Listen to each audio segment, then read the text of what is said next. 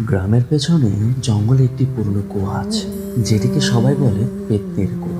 অনেক বছর আগে এই কুয়োতে এক মেয়ের মৃত্যুর পর থেকে রাতের বেলায় শোনা যায় তার কান্নার আওয়াজ। গ্রামের লোকজন বলে সেই মেয়ে এখন পেত্নী হয়ে ফিরে এসেছে।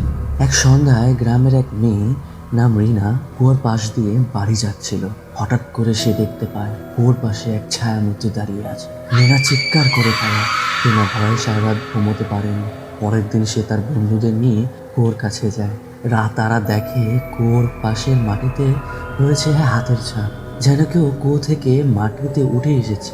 গ্রামের বয়স্ক একজন তাদের জানায় সেই মেয়েটি প্রেমে প্রতারিত হয়ে আত্মহত্যা করেছিল, আর তার আত্মা এখনো প্রতিশোধের জন্য অপেক্ষা করছে।